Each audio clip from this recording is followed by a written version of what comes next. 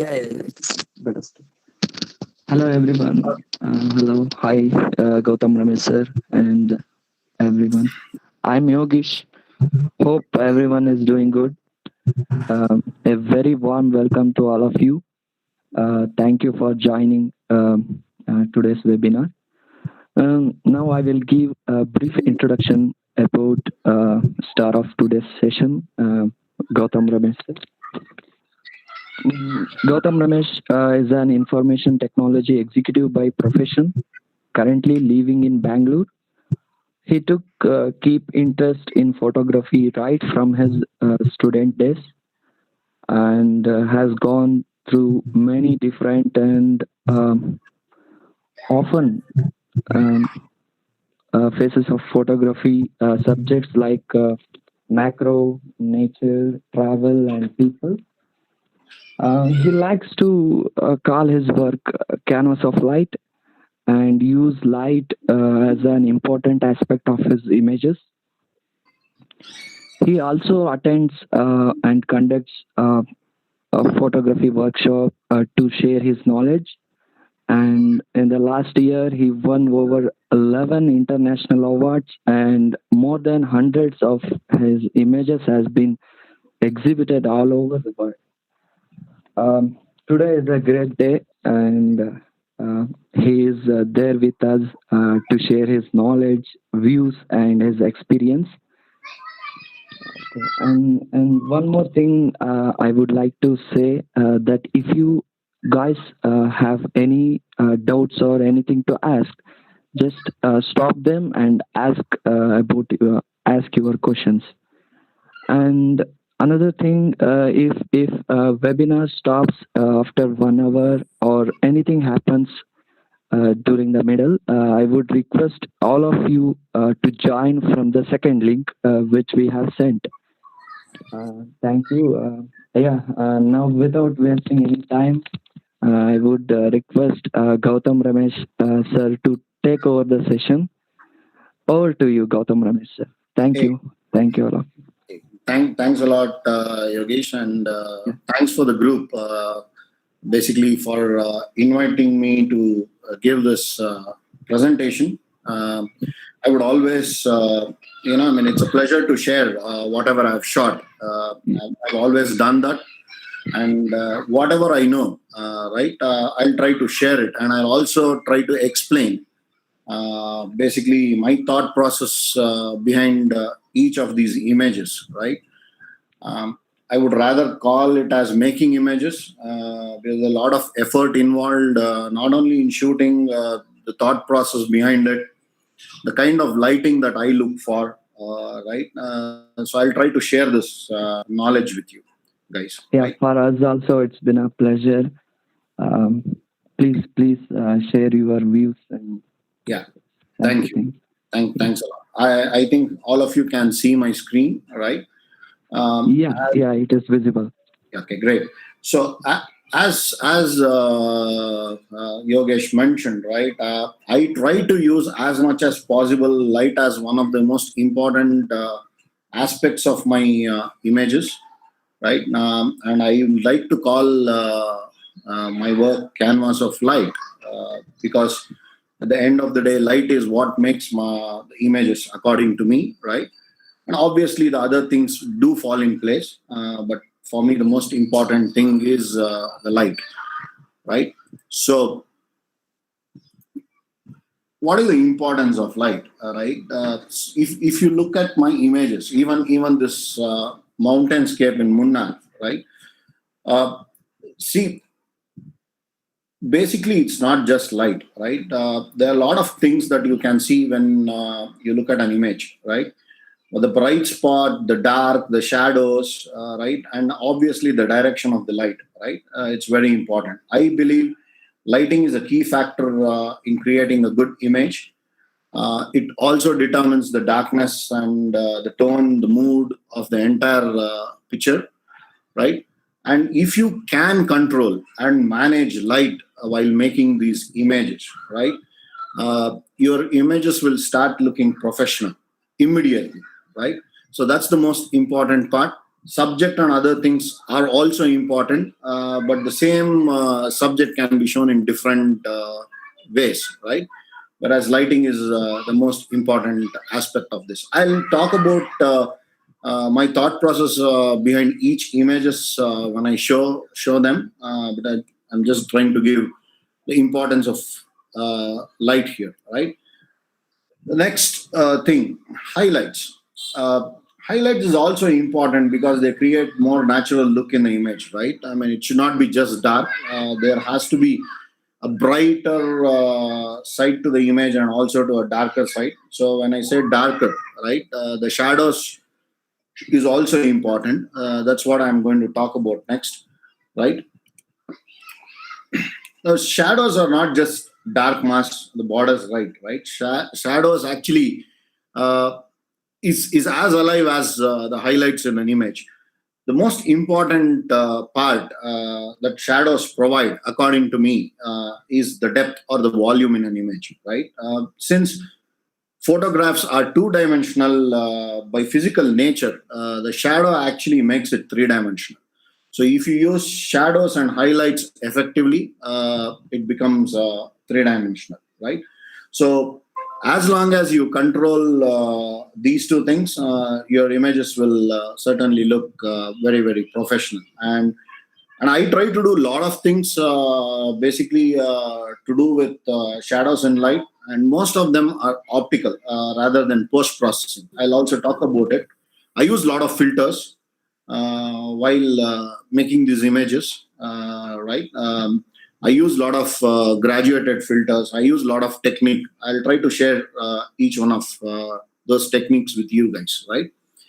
Now, predominantly, I have kept this presentation to landscape, macros, birds, and miscellaneous. I mean, not many miscellaneous pictures, but just to show the importance of light, right?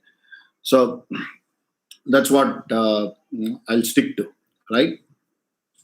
Now, this image is actually a very, very small incidental waterfall that occurs.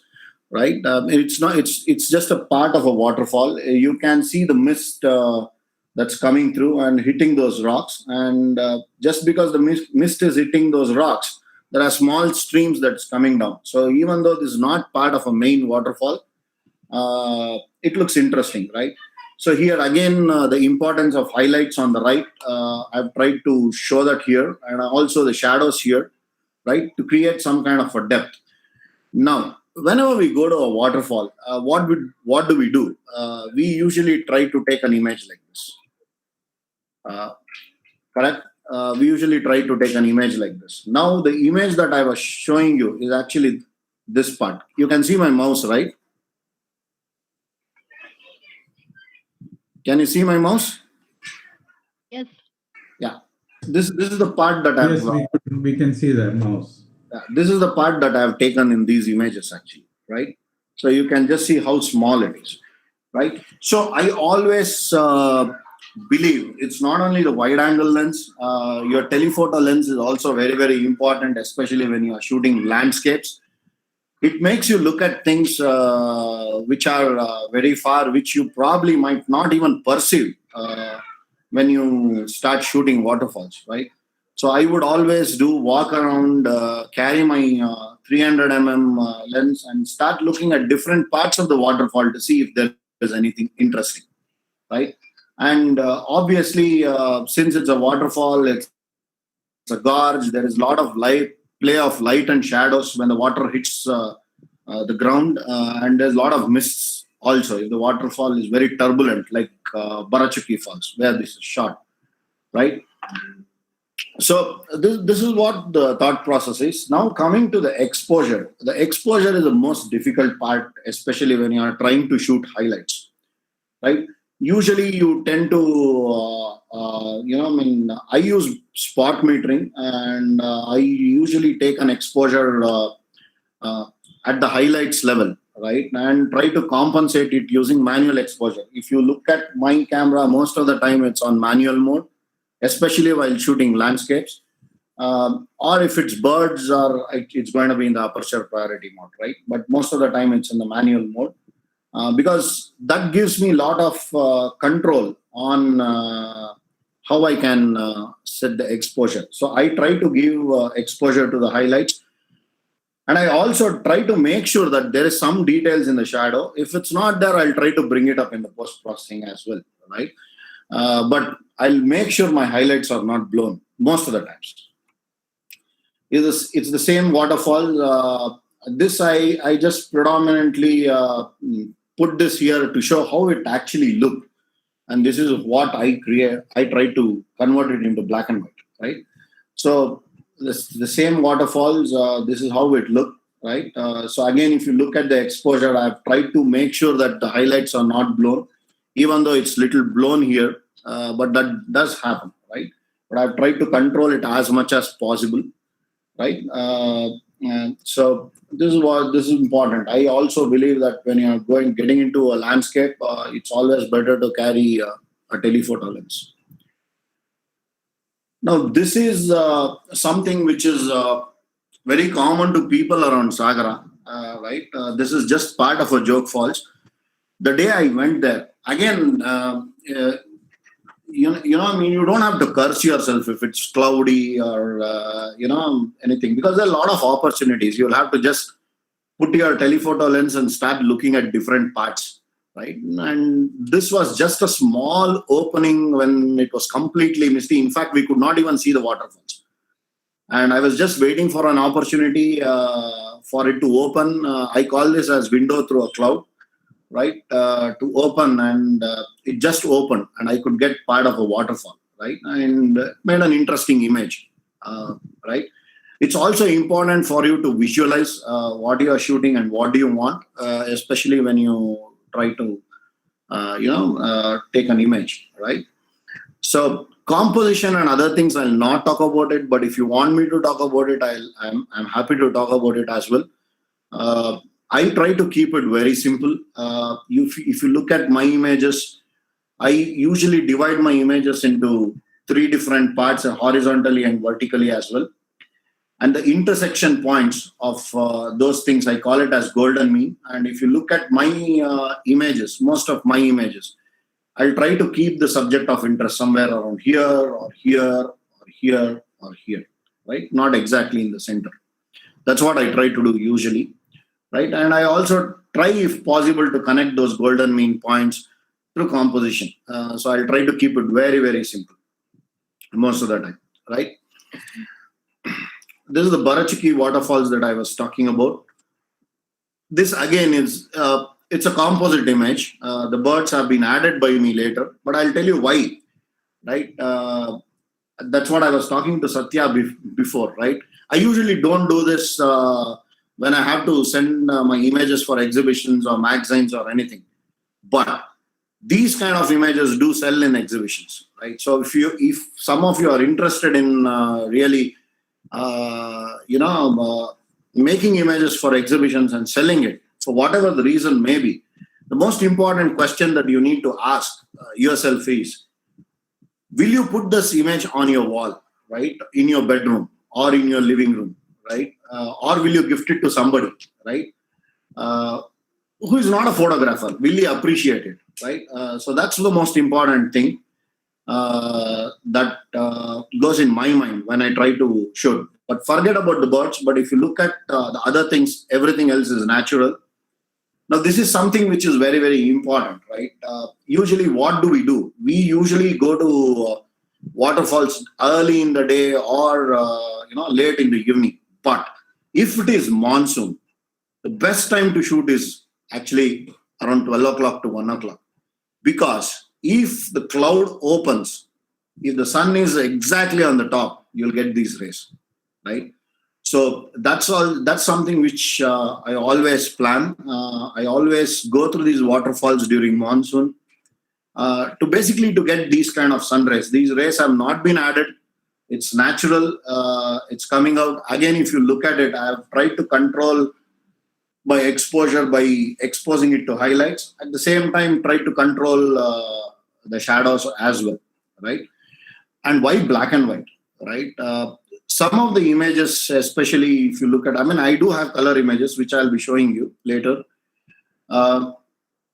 if I have to show drama in an image or a depth in an image, I would always choose black and white, because just to avoid the distractions that the color would introduce in an image, right? Uh, that's what I usually do. That's my thought process when I shoot these kind of images. Again, this is not exactly evening as such. This was around 3:30, 4 o'clock. Basically on the backwaters of Sholaya Dam near Valparai, right? Very interesting place, especially when you shoot water, especially in monsoon. If the sky opens up and if you get a race, you can see lot of drama on the water, also in the sky, right? Obviously, since it's monsoon, the water was not still. It was very windy. Otherwise, I would have really got a beautiful reflection of the sky on the water. But that's something which is very, very rare in monsoon, because it's going to be windy most of the time, right? But it makes an interesting picture. And now, again, right, to get this particular view, in fact, I drove 12 kilometers along the backwaters to find an exact point, right? And after that, it's just a waiting game, right? Just waiting for the right moment for the sun to come out and take pictures, right? So this is another interesting image. This is actually a backwater of an Aliyar Dam, and you can see there's too much of water that year, and a lot of trees were submerged, and an early morning mist that was around that area, and the water glowing here made a very interesting image for me, and this was a good trip. But this, I think, I shot around 6:30 in the morning, uh, just at the foothills of Valparai Mountains, right? And we left the hotel at Pollachi around 4:35, because I do shoot a lot of blue hour pictures also, which I've not included in this presentation. But if you can go to Instagram or Facebook and have a look at those blue hour pictures. So blue hour is an hour, 1 hour before sunrise or 1 hour after sunset. I do make a lot of images during that time as well, right? So the advantage is I get 1 hour before sunrise, then 1 hour after sunrise is a magic, especially if you are around a dam or a backwater with mist, especially in December, January, right? Uh, that's the whole process. Here again, if you look at it, I've tried to include light as the main subject. I've tried to show the highlights, even though it's little blown out here. I could not control, right? But I've tried to include. Now, if I tried to overcompensate this, I would have lost the shadow details here. So it's always a trade-off between highlights and shadows.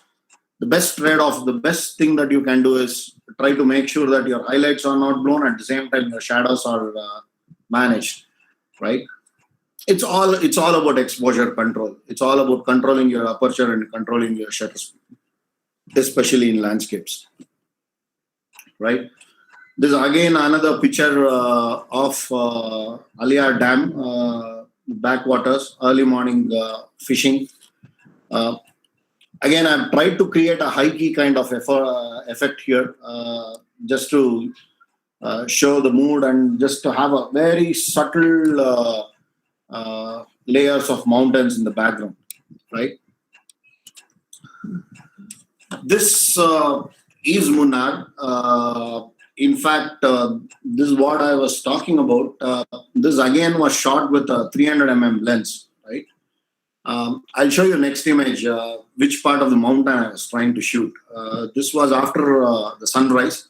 I always knew that during the sunrise, the orange light will hit one of these mountains. In fact, I expected the orange light to hit the clouds, right? Unfortunately for me, the clouds, in fact, raised very fast, bottom from the valley. So I could not get the entire cloud in orange, but I got only this part in orange. But I was lucky to get this mountain in orange, and it made a very interesting picture for me, right? Um, Now, the mountain that I was showing was this. actually in the picture. This was few hours before that, early morning, Munnar. We were trying to shoot the Milky Way galaxy, and this is what we got. It's not a very sharp picture. I'm not happy about it, but I have sharper pictures also. Uh, the fire kind of thing that you see there is not actually a fire. It's actually a truck that's going through the Ghat road, and it's the mist that's been lit by the light of the truck, and that looks like a fire. It's not a fire at all. So this picture is very close to my heart because I never planned for it. In fact, I was cursing that guy when he was moving because when you shoot Milky Way, your shutter is open for 30 seconds. I was cursing, why the hell did this guy come? But the output was something else. It was amazing. I expected a line actually, but due to the mist, it looks like fire. So just an advantage. I mean, shooting. This is Gubbagodu backwaters near Sagra, right?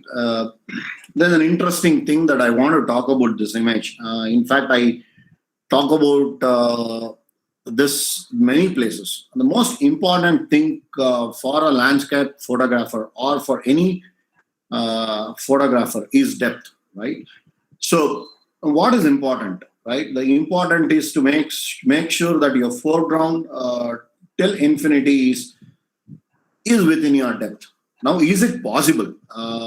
It is possible. It's a very simple mathematical calculation that you'll have to do to make sure you get the foreground as well as the background and sharp focus, right? Now, how do we do this? We do this by using something called as hyperfocal length calculation, right? Now, how do I do it? I do it using very simple technique. I use an app called as Photo Tool, right? Now, what does a Photo Tool app do? And I'm sharing the information that I usually do, right? All of you know what depth of field is. I'll also explain depth of field, right? All of you know what is the depth of field, right? Now, what does a hyperfocal length tell me, right? Now, this hyperfocal distance is basically from the closest to the lens till infinity, where you will have decent sharpness. Now, how do I calculate it? It's very simple. If you use this tool, right? I've just told what my camera is, what my lens is, and what aperture I'm shooting, right? When I say lens, the focal length of the lens is very important, and what aperture I'm shooting. The moment I enter this, it clearly gives me the minimum focusing distance is 0.891 meters till infinity. So as long as this particular stone is 0.89 meters from my lens, right? I'll get very sharp focus from this point to infinity, right? So that's what I do, right? I use a tool basically to calculate what is my hyperfocal distance and use it, right?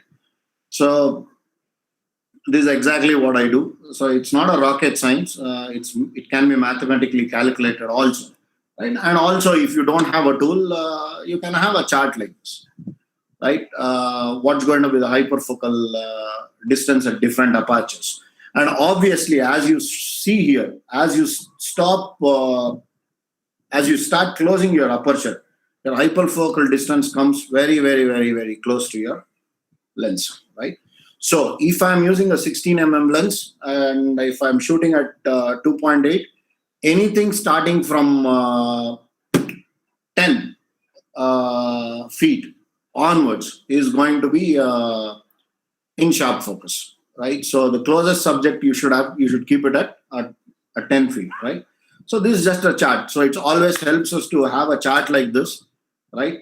And for me, it's become a habit. I know most of these numbers by heart now because I use a 15 lens or an 8 fisheye lens when I shoot landscapes, especially pictures like this, right? So it's become a habit. I know exactly how far my lens should be from the subject to make sure that I get everything from here to, the background in focus, right? So that's what I do most of the time. So in case, I'll pause here. If you have any questions, we can take it, or if you have any questions, just make a note of it. At the end of the session, I'll be happy to answer, right?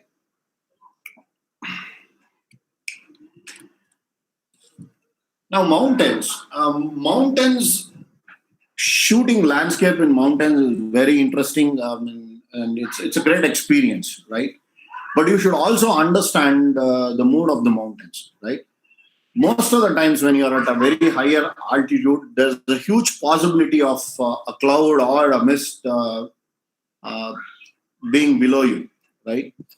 And that gives us a very, very great opportunity to make wonderful images, if you are aware of it, right? So most of these things, what happens is early in the morning or late in the night, what happens is the clouds, because of the weather, it just goes down, right?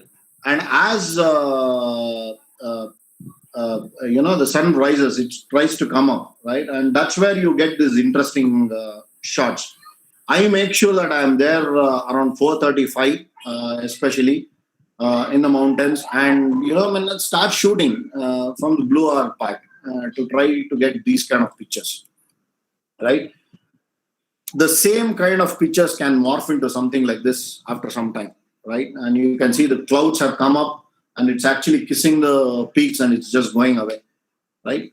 So these are very, very important time when you can shoot these kind of pictures.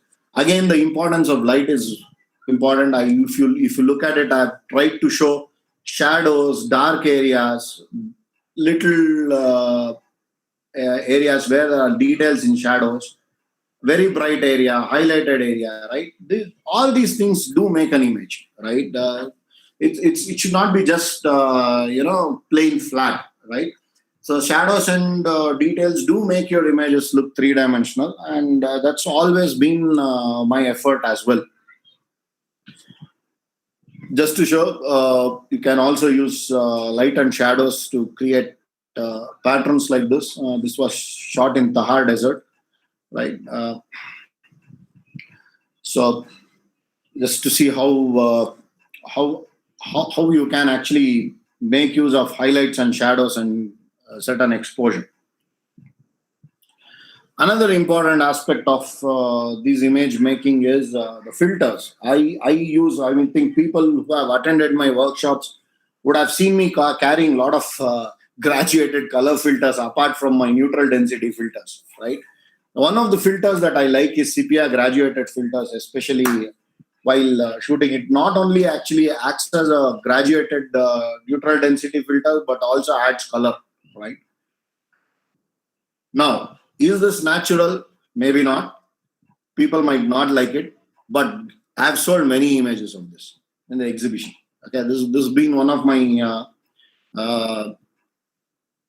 top images. I've sold multiple copies, maybe 8 or 9 copies of these images, right? Because it has a wall value. People would like to put it on their wall, right? So that's one thing. Now, again, as talking about mountains, this is Mount Trishul from Kausani, which is also called as Switzerland of India. We landed in Kausani around midday. It's completely cloudy, and you can see 9 kilometers of Nanda Devi range from Trishul to Nanda Devi in Kausani. I was so disappointed, but I always knew, especially in Himalayas, you should always be prepared. If you know where the mountain is, point your lens there and wait, because the air turbulence is such that in these higher altitudes, right, they will create window of opportunities. I call this as window of opportunities, right? I was very lucky that there was a window that was created on Mount Trishul, okay, and I was able to get this shot. And I was waiting, I was having my lunch, I had probably 3-4 cups of chai or tea, pointing my lens towards that direction and waiting. And this picture is actually not an instinctive picture. This picture actually took me almost 3-4 hours to make, right? And this was there only for a few seconds. So you can just imagine, right? So these kind of images also makes interesting. Again, control of light is very important. Since my camera is always on spot metering, I can always take a reading very quickly and adjust. The meter in your camera shows whether it's underexposed or overexposed. I usually tend to underexpose it a bit by a third stop when I'm shooting manual, so that just to make sure that my highlights are not blown, right? And try to shoot it. This is what I was talking about. Early morning, the clouds are below you, makes a very interesting picture, right? And this is what orange I was talking about. This was a different day than the other images that you saw. But again, I'm even till now, I'm not been able to make a picture where this entire thing is orange, right? But I've seen it. I've seen it happen. Uh, but that time, I did not have a camera. I was just walking around. But after that, I've gone there many times. I mean, I've not been able to make that picture. I've not got that perfect picture yet, right? But I'll keep visiting these places again and again. Monsoon is a very, very interesting time to make images, especially, right? This is BRLs, a very simple image actually. I will try to include two trees in the foreground just to show the expanse of monsoon clouds and BRLs. And you can see it's raining here, right? It is raining in different places, right? Just to show the beauty of monsoon, especially from BRLs, right? Again, if you look at here, there are brighter areas, there are darker areas, there are highlights. It's a way of controlling, right?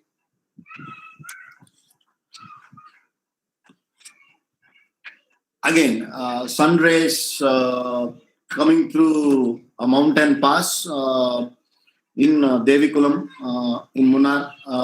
You can see how I've tried to include this tree here with two stones. I would have probably waited for a bit more for this to go down a bit, but unfortunately on that day there was a cloud which came and just cut this sun rays off. But I've gone there multiple times and I've got better pictures than this also, right? One is hanging on my wall in my office. But just to show like the importance of light, what I try to do usually, again, this image is not early morning, not late evening. This was around 2:30, 3 o'clock. See, this is what we do. Whenever I go to Munnar, I take my car and just do a recce. Just drive 20 kilometers on that side or this side to there towards Theni or towards Top Station or towards Cochin to find out spots. Here I was sure that I'm going to get this race even if there is no clouds. Simply because there is a huge mountain here. So it's a pass.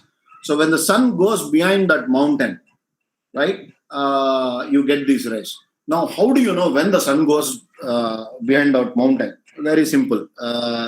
You just need an app called as Skyview, right? If you have an app called as Skyview, you set a time, you'll know where the sun is, at what time, on that day, at which place, right? So we do use technology to cheat a bit, but it's all it all comes to being prepared, right? Uh, this is again a Milky Way. We tried to shoot in Munnar during sunrise. I was not sure whether I would get this shot, but I was lucky to get this shot. I've shot many pictures before this. I like this picture because the sun is rising and I was still able to get Milky Way. Now, these are lights of resorts. Okay, these are lights of resorts. This is all these are lights of town below Top Station.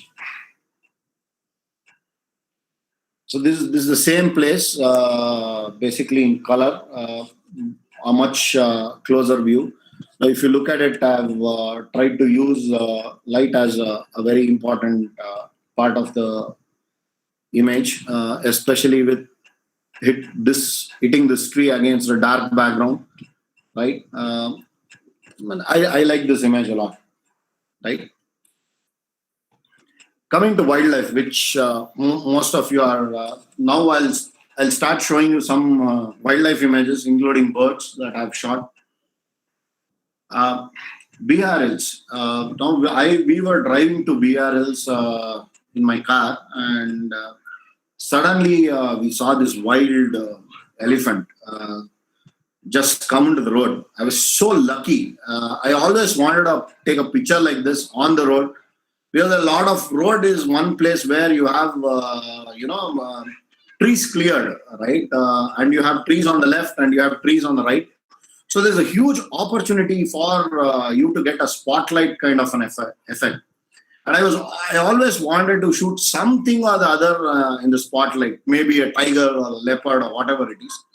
But I was lucky to get this beautiful elephant, right, in BRLs, a wild elephant crossing the road.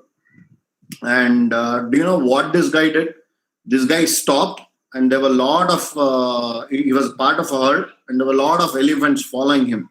And he did not move from the road, and he kept looking at us till the herd crossed the road. Then he allowed us to cross. A very gentle giant. He did not threaten. He did not even do a mock charge, anything. He just stood there and he kept watching us, right? So this gave me a great opportunity to make a picture that I would like with a spotlight. This is Maidnalli.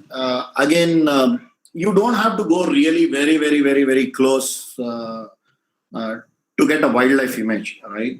You can actually include landscapes in your wildlife image and still make a good image, right? But obviously, other things should fall in place, like sun, sky, and other things, right?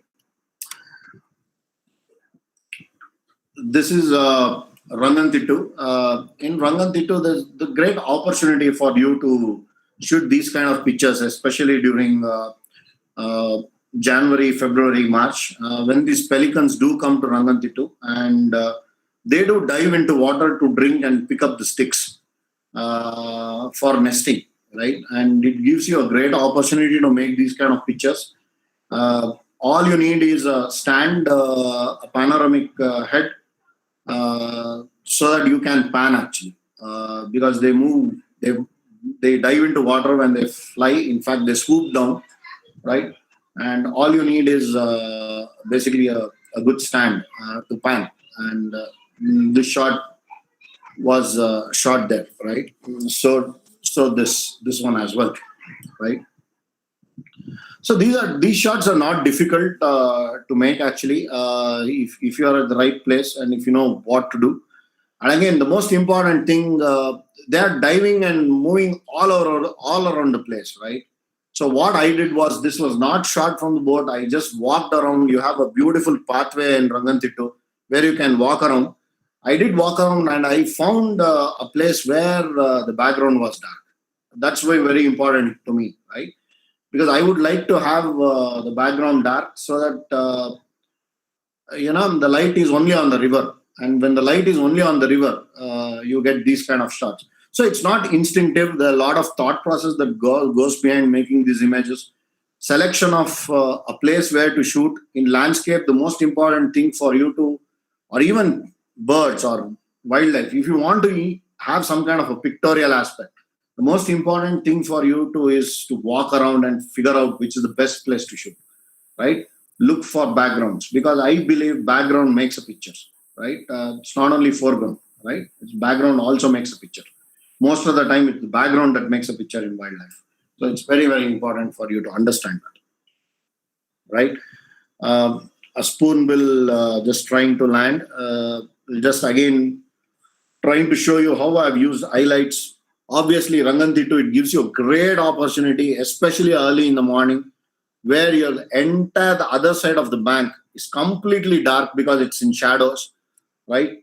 And river, and the light is only on the river, right? And you can make these kind of images, right?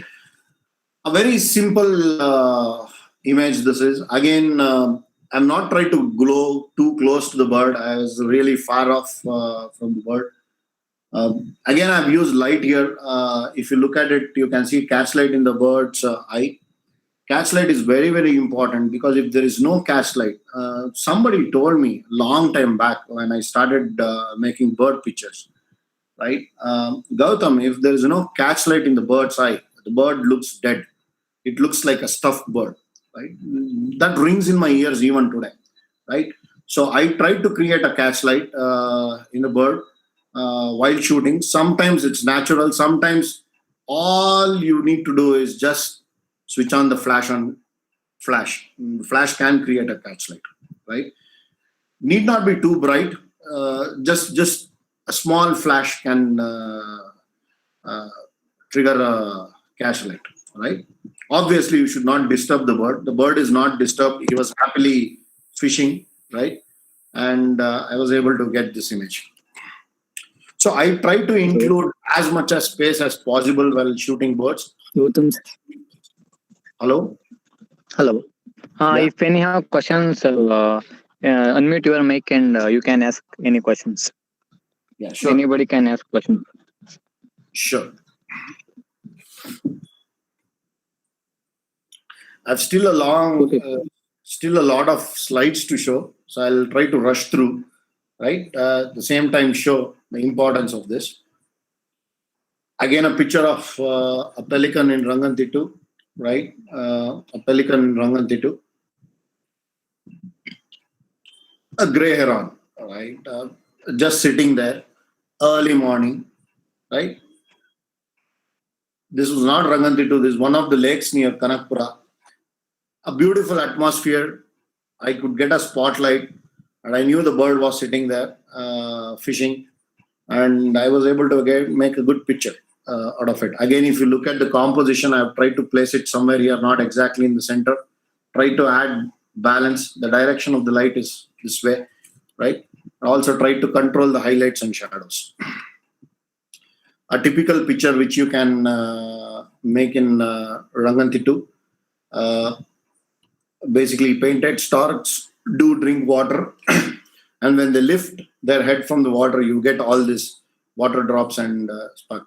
This picture is very, very old. It's from 2005 with my first digital camera, Nikon D50. That's when me and Satya used to meet quite often, right?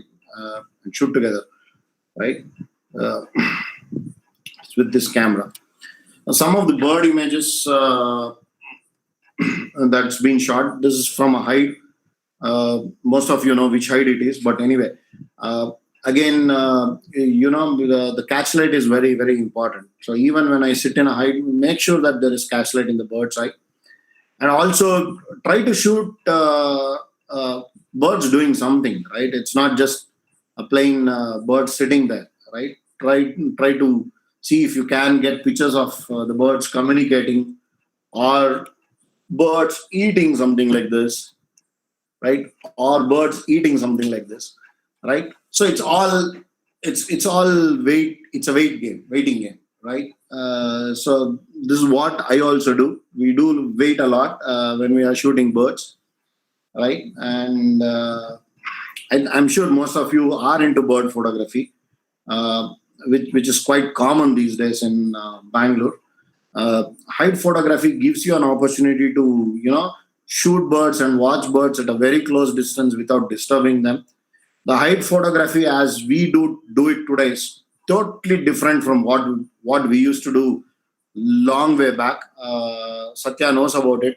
We used to carry gunny bags and sit stick.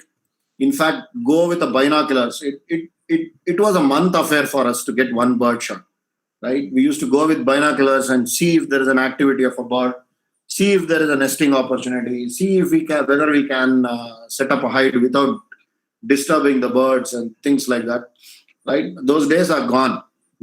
Now you have specific heights in Sattal, Shivamogga, Bangalore, where you can just pay some amount, go and sit and shoot, right? So it's taken off all the hard work, but I still enjoy those kind of bird photography where you study the behavior of the bird, understand the bird, understand its nesting season. Now, most of them don't even know what is the breeding season of the bird, right? We do know as old timers what is the breeding season of the bird, right? And we used to carry our binoculars and go and understand and study the bird. Oriental white-eye, um, red-whiskered bulbul, tree pie, Montagu's harrier. This was shot in Maidnalli. What I've seen is I've seen these harriers come down to the ground, especially early in the morning, probably for rodents or probably for heat. Or, I don't know what it is, but it's quite a common sight to find them on the road, right? It's a very beautiful bird. In fact, it migrates from Eurasia, I think, all the way till India. It's a beautiful bird, and this is the only picture of the bird I have. Jacana. This is also called as God bird or Jesus bird because it gives you a sense of walking on water. Again, it's a very beautiful bird. In fact, we did multiple visits. We did observe Jacana activity happening all over the place. If you are very close to Bangalore, on the Kanakpura road, you can see a lot of lakes where these lilies grow, or lotus grow. And if there are lilies and if there are lotus, there is a Jacana there, right? The only thing is you'll have to just observe, right? A takeoff from the water. Um, so again, if you look at my bird images, make sure that lighting is all right, the exposure is all right, and also if there is an action, if there's a possibility of an action, I'll try to include action as well. And with birds, you should always be prepared. You cannot take your eye off because they can fly anytime, and that moment is an opportunity for you to shoot birds, right, in flight. Rangantitu, the pelican actually carrying a twig for its nest gives a good opportunity to make some good pictures. A simple Eurasian collared dove on the way to BRLs, shot from a car.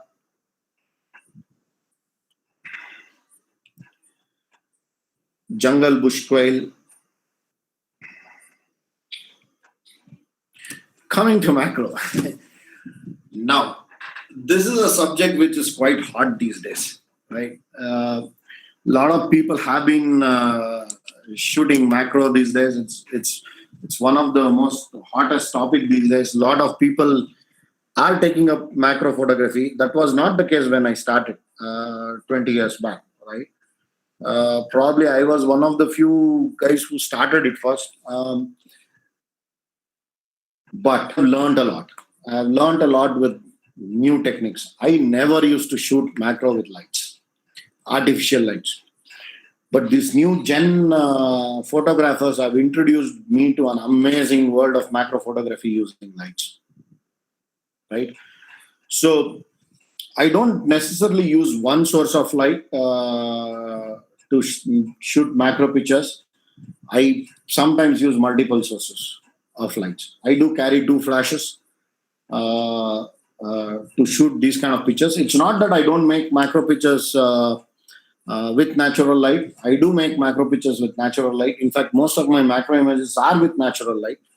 But these spiders, they're very tiny, and I do use flash, right? And thanks to this new gen of photographers like Uday, Hayat, they have introduced me to amazing,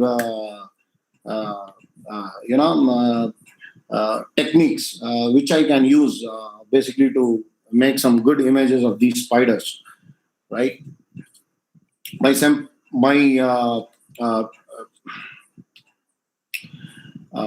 technique can be as simple as this. I don't know whose camera is this. This is not my setup, but my setup looks somewhat similar to this, right? Basically use a diffuser to basically cut down and even out the light, right? And I'll also talk about the shadows in while using a diffuser and why it's important, right? And a simple yourself diffuser would help on a macro lens. There are advanced diffusers available today for a price. You can buy something like this for a very simple price as 1,500, and it can go on. It can go on till 6,000, 7,000 rupees. Now, when you are shooting macro, the most important thing is the aperture, right? The depth of field. Now, all of you know, or some of you know, what's the effect of the depth of field. I am of the opinion, even shallow depth of field images look good, right? I have tried to shoot pictures with shallow depth of field, which I'll try to show you later in the presentation. But you should understand what is important, right? How aperture affects your images, right? The more you close, you have a higher depth of field. The more you open the aperture, you have a very shallow depth of field. So I will not say you have to do this or do that. It depends on the situation, what you want to shoot. If you want a higher depth of field, then close your aperture. If you want a very shallow depth of field, then open your aperture, right? And as you know, how the focal length also affects aperture, magnification affects aperture. So there is no general rule, right? People would usually say, hey, keep f8 and you'll get most of your pictures within your depth of field. That's not true. It also depends on the magnification, and it also depends on the focal length of the images, right? People who have shot with 50 mm have got greater depth of field because they crop their images, right? That's one way of doing it. Take a very good resolution camera like 40 megapixels extra, which you get these days. Shoot with a lower focal length, 50 mm or even 90 mm, and crop it. You will certainly get a depth of field, right? Nothing is wrong in doing it, and nothing is wrong in post processing. Nothing is wrong in cropping. Ansel Adam used to do it in the lab, and we do it on Photoshop. There's nothing wrong in it, right? I believe art should not be restrictive, right? It's a way of expressing yourself and basically conveying whatever you have to feel, right? That's one of the reasons which has kept me away from salons. Basically, I feel it's too restrictive, but I do participate. I've been participating only from last 2 years, not before that. But I do pick and choose where to participate, right? But I always believe, don't shoot for salons, shoot for yourself, shoot for creating an image or making an image which has an impact, right? And salons will happen naturally, right? If your picture falls into the rules of the salon, send it. As simple as that. Hylas spider, female basically, right? It's also called as heavy-bodied jumper, semi-copper jumper. Again, this is in my garden. This is a Corona lockdown image, right? I do have a lot of dahlia plants, and just to attract butterflies and spiders, right, in my garden. And there are a lot of spiders in my garden, so it gives me an opportunity to shoot a lot of them. Sometimes like this. Again, here I have used 2 sources of light, one below the flower and one with a diffuser on the camera. So that's the reason why you can see the flower is lit actually. With pollen, again on the dahlia plant, right? This is with flash. Now the next image that I'm going to show you is not without flash. It's a natural light, right? So it's not necessary for you to always go close to a spider and shoot its eyes, right? You can make images like this. These images are done well in exhibitions, right? Exhibitions, I'm talking about salons, right? Especially international salons, where they like to see play of light in your image, right? A crab spider waiting for its prey on a dahlia leaf with a natural light. No flash used, nothing. It's just natural backlight. So it's not necessary for you to have a Renox or a high magnification lens. Go close. You can still make macro images with your normal lenses. These kind of images can be made with a 300 mm lens, right? with your tele lens, right, or a 200 lens, right, uh, with natural light, right. So it's not absolutely necessary for you to have a high end gear, high end macro lens, or high end diffusers to make these images, right. So this is pure natural light. This is not natural light. This is Nandan was there with me. I think he also has a similar shot of this green huntsman spider. Again, you look. The idea is to use light. Basically, use light as one of the most important part of my image making. Right. So it's very simple. Just use a flash behind the leaf to get this image, right? So I wanted to show the structure, the veins of the leaf, and how the spider is sitting on the leaf, and how it's hiding behind the leaf, and also try to get some kind of a translucent effect on the spider. This is an image of rainbow spider, as they call it, Stenarius. And this spider has blue eyes. I mean, I thought it was my diffuser before, but I've seen many images with blue eyes on this spider. So very colorful, very, very small ground running spider. And this again, I've used a diffuser here. You can see the diffuser. And in fact, if you zoom it, you can also see my lens there, right? In the image.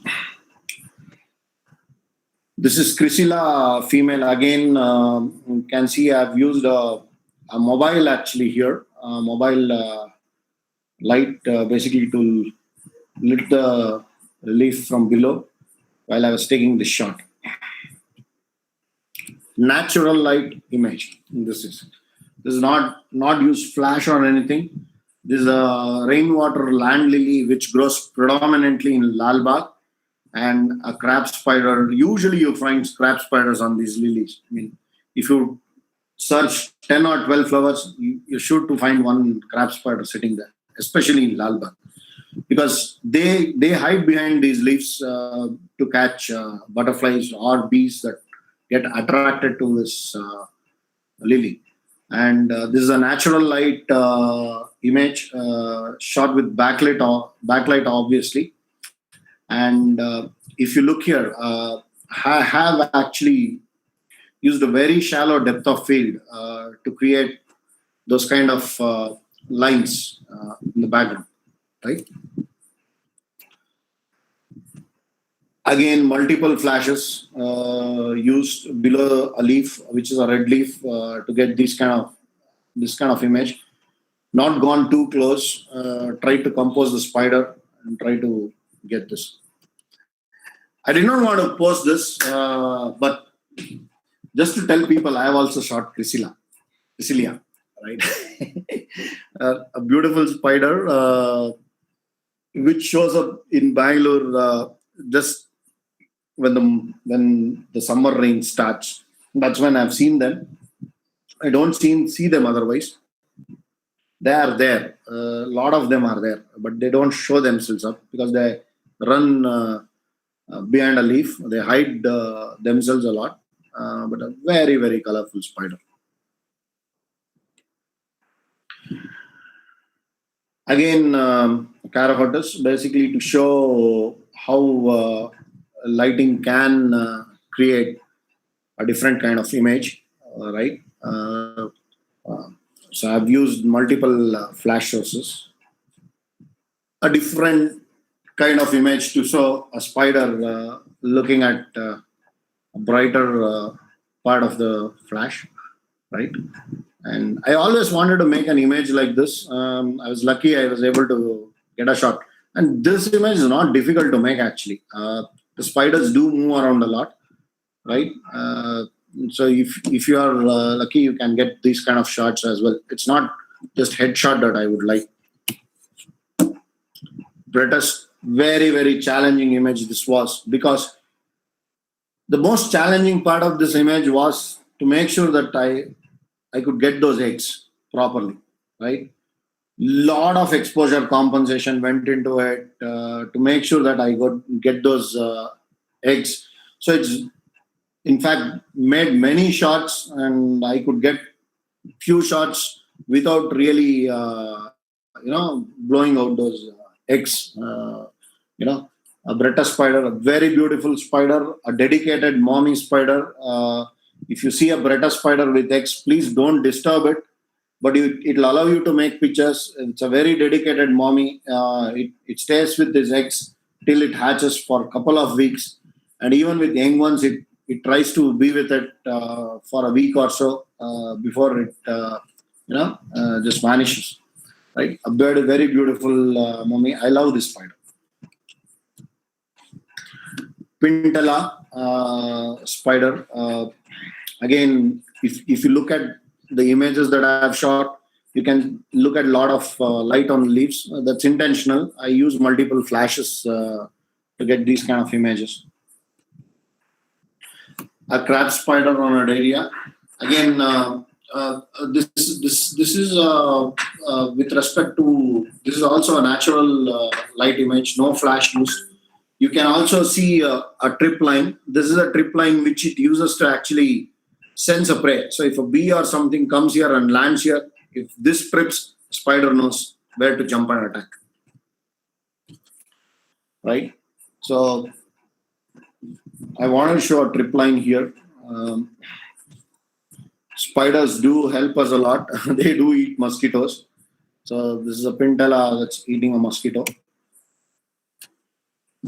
Again, used a flash basically to create that kind of a red leaf effect when I'm shooting, when I was shooting this particular crab spider. You'll see a lot of images like this with different flash used. I'm not saying this is what you should be doing. It's just one way of showing it, right? I mean, some people might like it, some people might not like it, but I would like it. I would like these kind of images. So, irrespective of salons or competitions or whatever it is, I shoot for myself first, and if it fits the bill, then it goes into a salon. A predator and a prey, right? Basically, a Telemonia spider is there, and this mosquito is just sitting there, oblivious to the fact that it can be hunted.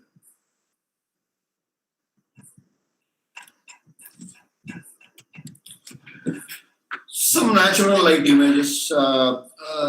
These are the kind of images that's very, very close to my heart. In fact, most of my images are these kind of images. People might not have seen them, but I have shot a lot of butterflies with natural light. Why I wanted to show this was shot with completely open aperture, 3.5 on my 180 mm, right? So it goes against the ethos of macro photography, where people say you'll have to close your aperture. Not necessary.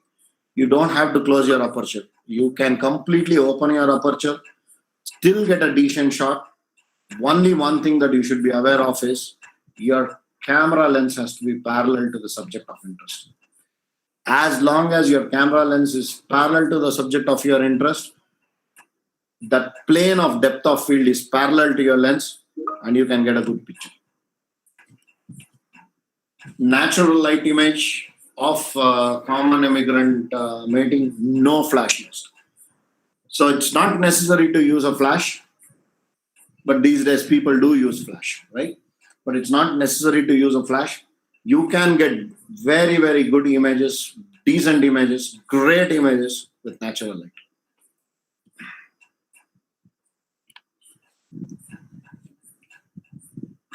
Very difficult to shoot,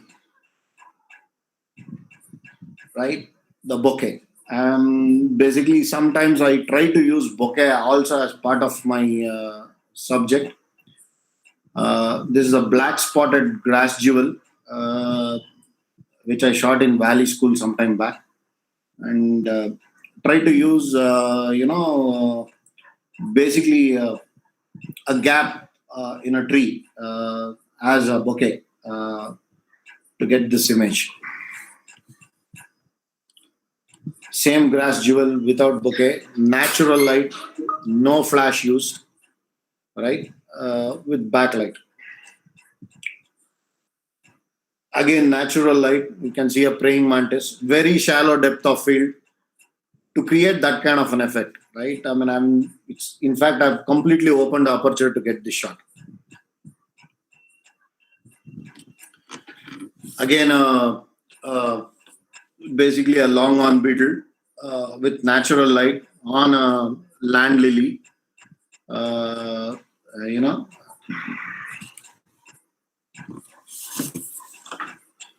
again a butterfly, a simple image, just to show what shallow depth of field can do to your pictures,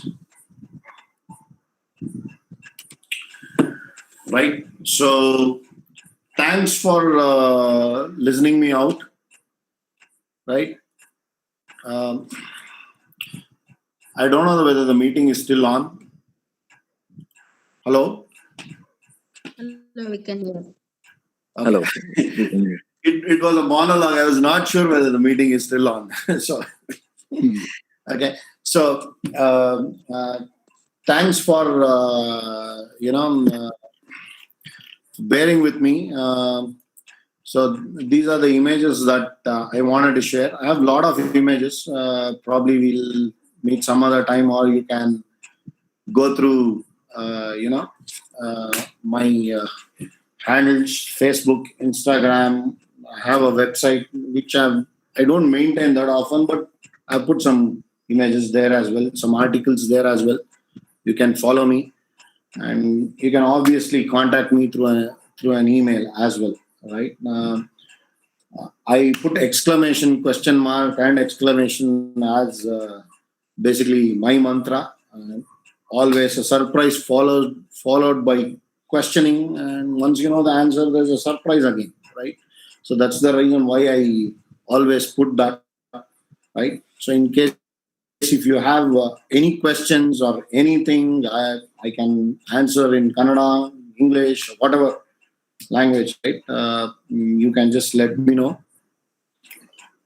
Thanks for listening to me, and Yeah, participants, I hope anyone Awesome. have any doubts or any,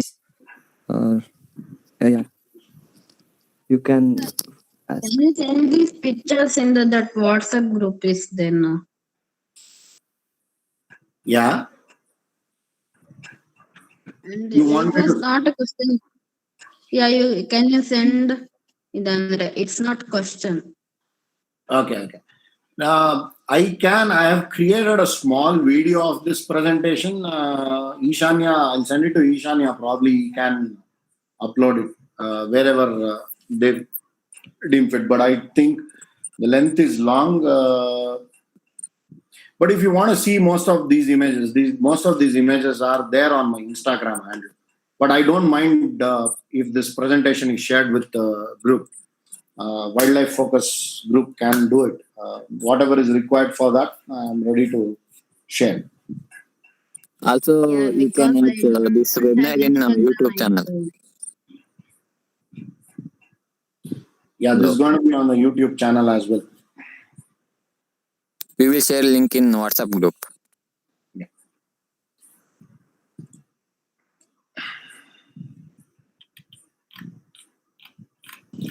Hello. Thank you, sir, for giving your valuable insights on the topic. So that we will go ahead and take time for questions. Dear participants, if you have any questions, please ask. Let me switch on my video, because it's always good to put face behind the voice. Yeah. Yes, sir. Yes. So Please, sir. Sir, hello. yeah, Good evening, sir. Sir, have you switched on to spot metering in all of these situations? I mean, especially macro. Yes, it's spot metering has been my friend throughout. Macro images, natural light, I use spot metering with flash, and it doesn't matter. So flash my mantra is very simple. I close the aperture as much as possible and use diffuser. Right. Obviously, I do measure light, but it doesn't really matter. Whereas in natural light, yes, I do use spot metering a lot to make sure that I have the right kind of exposure on the subject of interest wherever I am shooting, right? And I do compensate my images. Most of the times, I do shoot in manual mode, right? Because the dynamic range that I try to achieve in my images is from highlights to shadows, right? I'm not got that kind of uh, good automatic metering help from uh, my earlier cameras, but I should say my Nikon D750 is doing a great job with. Even when I use matrix metering, it's giving me some accurate exposures. I'm really surprised. But predominantly, my habit is to, switch to manual mode and use spot metering and use the scale below to see where I am when I'm taking a picture.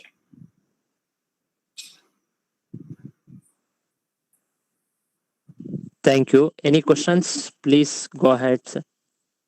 Okay, I think Ashok is asking what lens do you use for landscape? I would say what lens I would not use for landscape. I use all lenses for landscape, right? My favorite lens for landscape is my 300 f4 Nikon lens. It's a telephoto lens. People use it for bird photography and all. I use it for landscape because it allows me to shoot that part of the landscape which is not visible to wide angle lens, right? Apart from that, I use my wide angle lens. I have if it's a crop body, I use my Tokina 1116. On a full frame, I use my Lava 15 lens, which is actually a macro lens. I use it for landscapes and wide angle shots, especially hyperfocal lens shots. I have a Samyang 8 which I use on my Sony mirrorless to get perspective shots. So I use a lot of lenses. 24, 120 Nikon lens I have. So I use all lenses for my landscape.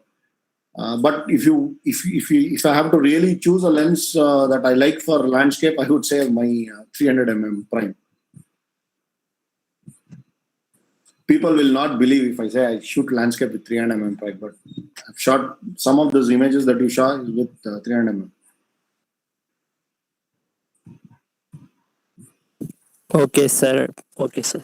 Participants, you can unmute yourself and ask questions. Feel free to ask questions. Thank you. Okay. I think Cheyenne has a question on copyright. It's a very tough question because the copyright laws in India is not that great. See, basic thing is when you upload it on a web, predominantly you should accept the fact that the image can be stolen. Right? That's something which you can't prevent. So it's good to make sure that you have a record of your upload. So in that way, Instagram and Facebook, provides you a record of your upload. So you will know that you are the author of the picture. And obviously, don't try to post high resolution images. But at the same time, right, if you don't post your high resolution images, at least 1920 pixels on the longer side, right, the pictures don't look good on Instagram or Facebook. So when you're shooting online, it's a little difficult, but at the same time, take all precautions to make sure that you watermark your images, put your watermark at the right place. Don't post high resolution images which can be downloaded and printed. But having said all this, there are people who steal images. It's very bad. You can't do anything about it. But if you catch them, you can really take them to task. Are you using ND filters in landscape? Lukesh has questions. I do use. ND filters a lot during landscape, especially if the light gets too bright, right? And one place where I use them most is when I'm shooting a waterfall, right? That's where I would like to keep my shutter speed very low, basically to get that milky effect, or even when there is a mist, when the mist moves, and if your shutter speed is very low, right, you get a sense of a milky effect in the entire landscape. So I do use ND filters, especially in landscape. Satya, some inputs on using multiple flash. Satya, I mean, you should know, basically when you are using multiple flash, it depends on what exactly you want to shoot. So if it's a macro subject, one flash is mounted on your camera with a diffuser, right? The other flash can be placed depending on where you want the lighting to be. Why I use multiple flash most of the times is to make sure that the picture does not look flat, because with one flash there's a huge tendency of picture looking flat, whereas with multiple flashes you can create some kind of a glow below or some kind of a shadow coming from side, right? So I use multiple flashes. Now how do you sync those two flashes together, right? When this fires, the other should also fire. There are multiple ways of doing it. The simplest way of doing it is to use flash in a slave mode. Now, even if you don't have a flash with a slave mode, you get a hot shoe with a slave. Just Amazon, just search for flash hot shoe with slave mode. You can use one of that. So when you connect that, when your main flash triggers, the other flash also triggers.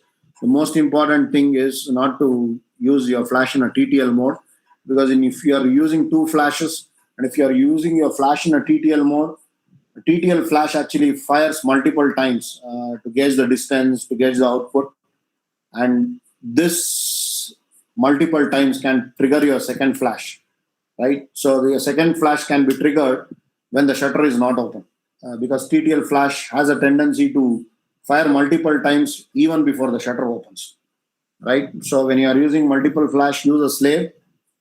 Try not to use TTL. TTL means automatic mode in your flash.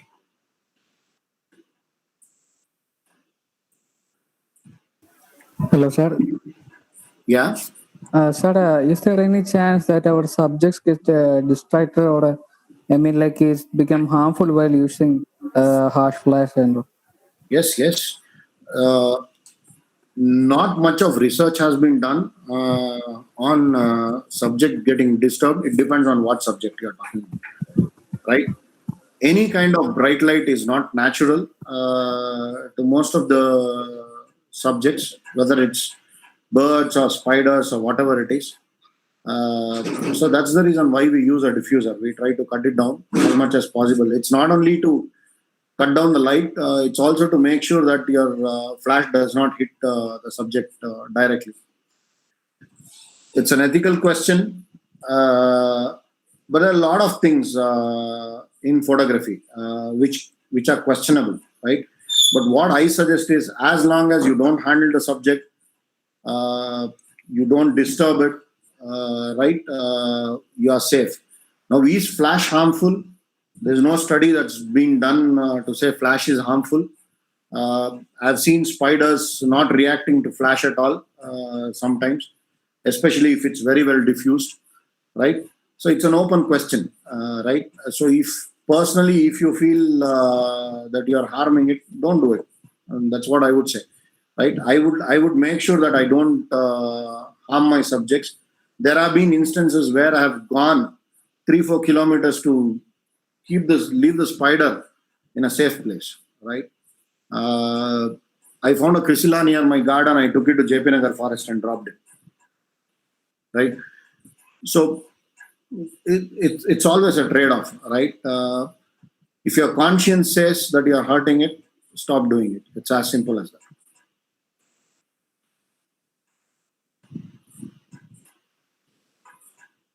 Thank you, sir. Thank you. Participants, any doubts, please ask. You can actually text also. Satya, I hope I answered your question on multiple flash. Shayan, I hope I answered your question on copyrights. Ashok, I hope I answered your question on what lens to use. You are interested in wide angle macro. Can you suggest a lens which support the wide angle macro? Is a beast, Ashoka. I don't know what kind of pictures you want to shoot with wide angle macro, but it's something which is very difficult to use.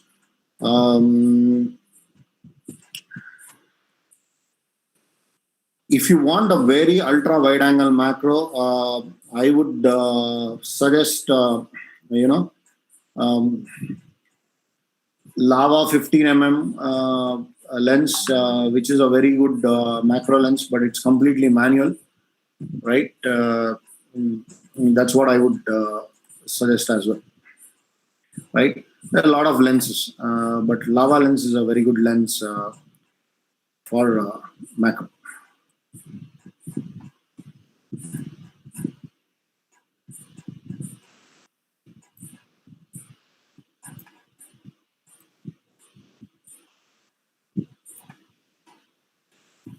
Any questions, please go ahead.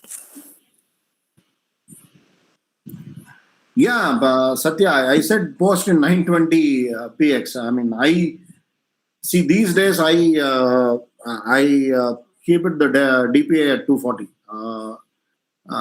Basically, because the resolutions of these phones have increased, and anything less than that, basically you lose details when somebody looks at those images on Instagram or something.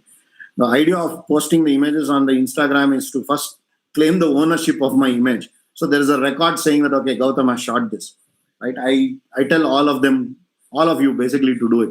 Shoot a picture, don't hide it, post it, put your watermark so that it becomes your trademark, right? And not only that, since we tag Nikon India, we tag Sony, right? It's 1920, Satya. Post-processing tips for nightscapes.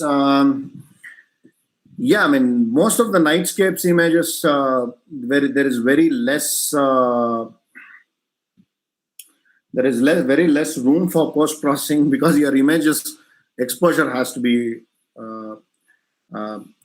perfect, right? Only thing is, if it's a star trail, obviously you'll be merging multiple images. There is a technique for that. You can go to my website to see how to do that. And even Milky Way, you can just go to my website to see how to do that. I've written articles there on that.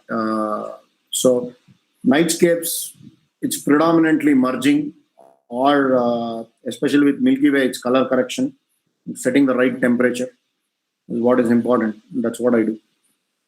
Insights on printing images, Nandan, very, very important. If you look at my images, right, when I shoot images, I don't shoot images for Instagram or Facebook. I do print a lot of my images, predominantly for exhibitions, and obviously to give it as gifts and things like that. So when I shoot my images, I'm aware of the fact that my images are going to get printed. So I'll try to compose it within the camera itself. Very less cropping is done on my images. If it's done only at the border. So it's very important. So first thing, if you are printing your images, you should your images should be of the highest resolution possible from your camera. So forget about cropping. Even if it's cropping, it has to be very limited. Second, tips while printing images, right? The second tip while printing images is basically your color is very important. Uh, Color is very important. So I do process my images on Mac with a calibrated monitor, Dell monitor, right? Ultra sharp. In fact, I replaced my Apple monitor with this because it gave me 9-bit depth color. So color is important. So most of the pictures that I see on monitor, my monitor is how it looks on the print. Right? If that is not the case, it's very important for you to take 2 or 3 sample images to your printer, get it printed, see what adjustment needs to be done, and then get it printed. Right? And Adobe RGB. sRGB color space is good for web, but for while printing, most of the printers, Epson printers especially, recognize Adobe RGB. So I keep my images at Adobe RGB for printing. For web, I convert it into sRGB. That's what I do. After selling my images, do I retain the original or delete it? Very important question. Most of my images are sold for charity, right? It's not an absolute sale, so I retain the copyright. I retain the original, right? Because what I sell is not an image. What I sell is a print, framed print, right? So it depends. So most of the times my images are sold as a print. It's like selling a painting. I do retain my copyright of my images. If I have to really give up my images, not use it again, then the price is going to be certainly higher, right? There's another thing that I want to tell you guys, right? If you are thinking of really being an artist, or start looking at your image as an artist, imagine who your competitor is. Your competitors are painters.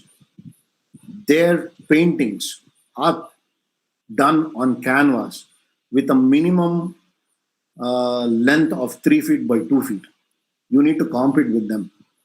In order to compete with them, you should be able to print your images without any distortions at that size at least.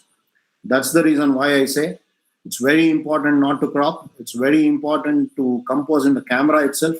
And it's very, very important for you to, make sure the highest resolution is available for print. Right? And since I do sell my images in exhibitions, I make sure I do that. Any apps resolution for print, Chetana, as much as possible. Hello, sir. Yeah. Sir, while doing post processing in laptop or PC, and after that converting to mobile to in order to upload to websites like Instagram and Facebook, don't you feel that there is a bit of change in color saturation and contrast? How do we manage to keep it the same? I'm asking whether we need to do again post processing in mobile, or how do you manage to to keep control of that? Correct. See, the question is twofold, right? I usually, when I post to Instagram and WhatsApp, first thing I do is I convert it into sRGB, color space. I don't post it in Adobe RGB because browsers or even these apps cannot handle Adobe RGB color space properly. Okay, colors are going to get skewed. That's the one thing that you need to do.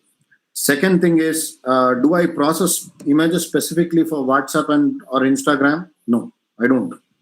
Right? I process it for printing. I just export it into JPEG and post. Right? Now, does it look dark, bright, or this thing on phones? I don't really care because it's subjective. Right? If somebody is looking at my image on a high-end Samsung phone or a high-end iPhone, it will look good to him. But somebody using a phone with automatic brightness set, looking at my images standing outside in the sun and saying, "Hey Gautam, your image looks little darker." I would tell them, why don't you go to your place, sit in a very good shadow area, increase the brightness of your phone to 50%, look at my image and then give me a feedback. Otherwise, don't give me a feedback, right? Because phones do react to light these days. They adjust their brightness automatically. So looking at an image on a phone or a tab and getting too worried about it is not something we should be doing. As long as it looks great on your PC, as long as looks great when you print it, don't worry about how it looks on Instagram and WhatsApp. It's going to look good. So concentrate on processing your images for print on your calibrated monitor, and forget about other things. It will certainly look good. There is a bit of loss when you post on WhatsApp or Instagram or even on Facebook because it compresses. One thing that I've noticed is when you post on Facebook, if you post it in an album, the resolution is maintained, but if you post it on your wall directly, it compresses. So that's an important tip. So always create an album and post it inside an album to get the best resolution.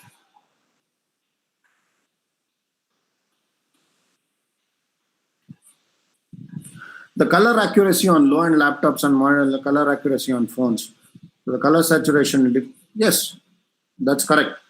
Some of these phones have better color accuracy. The best thing to do is, as you invest on your camera, as you invest on your lens, get a good monitor. Don't depend on your laptops. Get a good monitor. A good ultra sharp monitor would cost somewhere around 20,000 onwards. Get a good monitor, pre-calibrated monitor. And if you don't have a pre-calibrated monitor, get it calibrated. You get a device called a Spider. Right? You can go and check on the web. That device is available for 4,000, 5,000 rupees. I mean, it can measure the light and give you a color space, which is neutral.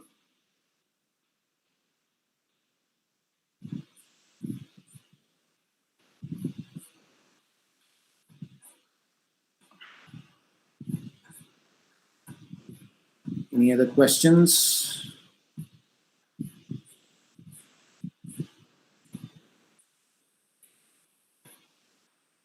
Participants, if you have any questions, please feel free to ask.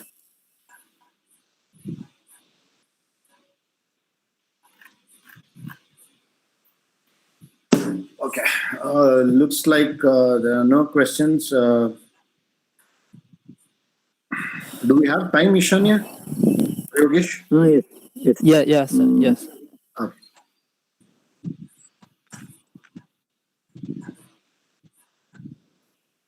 Any questions? Please ask.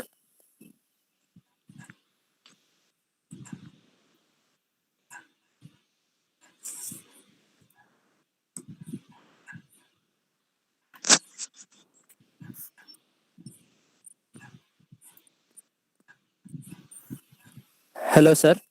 Yeah. Sir, any tips or suggestions for beginners or young wildlife photographers? Okay. What kind of suggestions? Okay. Okay.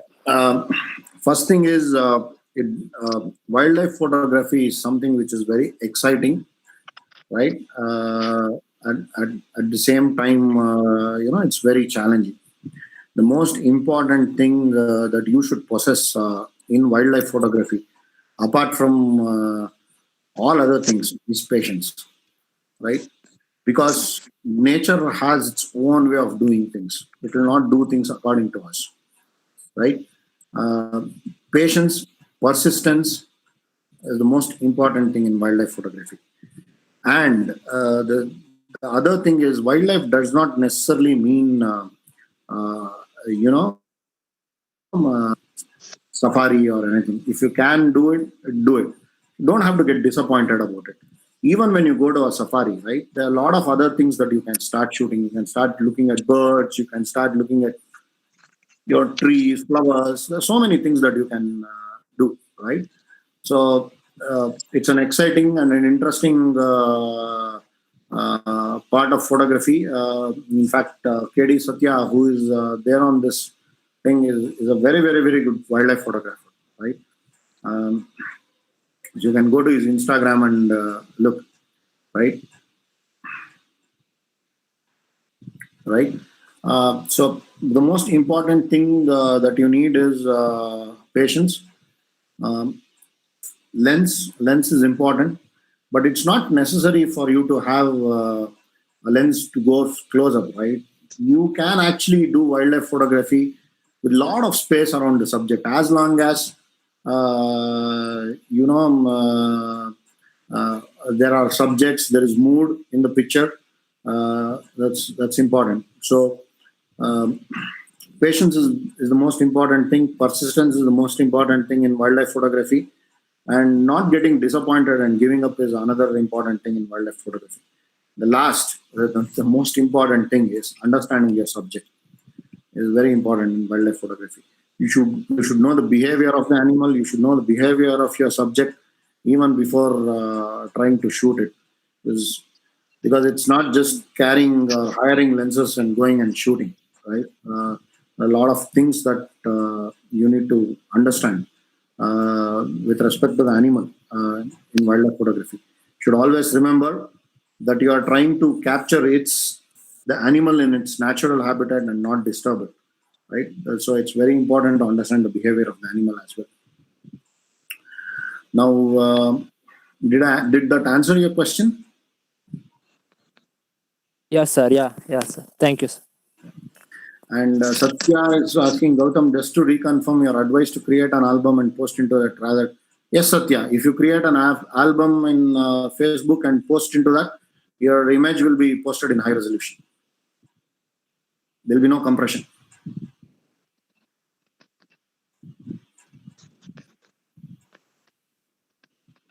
I have issues of banding in some. Is it because of DPI issue? Probably yes. We'll have to look at it.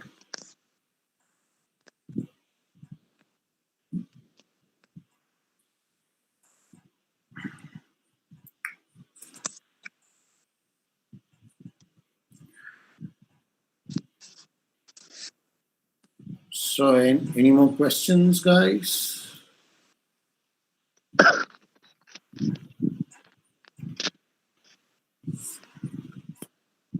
Hello, sir. Ashok is asking to show some humpy landscapes, if possible, do, please, sir.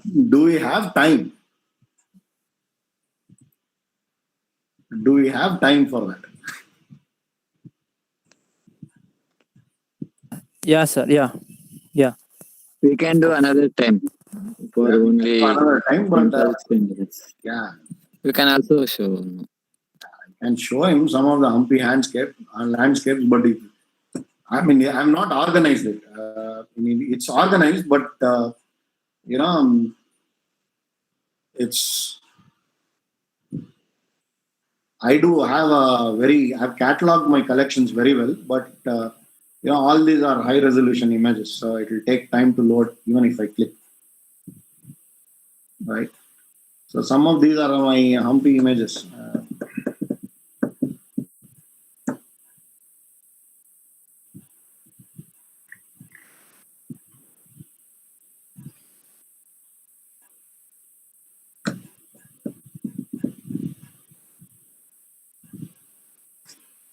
We can do since this is wildlife in focus group, I did not include any of these images.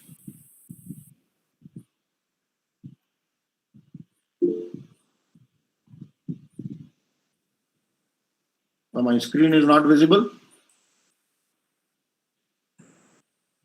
Yes, It's not visible. it's not visible. Now it's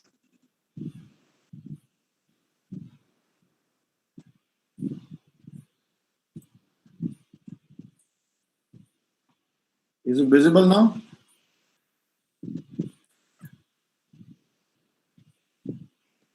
Yes, sir. Yes.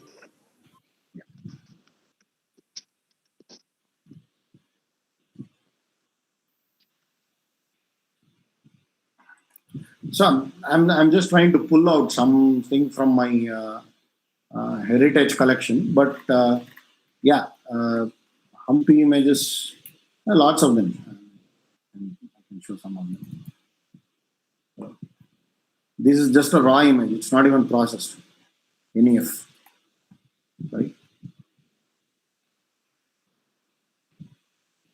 So you can see a lot of images like this, standard.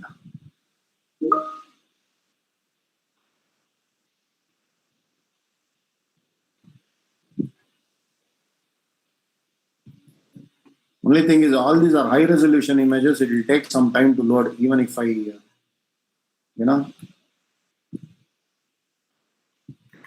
Yes, sir. Yeah. No issues, sir. So we'll have to do it some other time. Sure, sir. Sure. Thanks a lot, sir. It was a really informative session and wonderful, sir. Thanks a lot for spending your time with us. Thank you, sir. Thank you so much. Thanks a Hey, lot, sir. it's my pleasure. I'm happy to share always, and thanks for joining, guys. It's my pleasure to share whatever I know with the team here. Thanks a lot. Thank you, sir. Thank you. Thanks. I think we have come to the end of the session. Now, I would like to thank everyone who made this session possible. And I would like to thank Goutham Ramesh sir and also our mentor Ishanya. And also, I would like to thank all the participants who made this session possible. Thank you. Thank you so much. Thanks a lot, sir. And thanks, guys. Okay. Good life.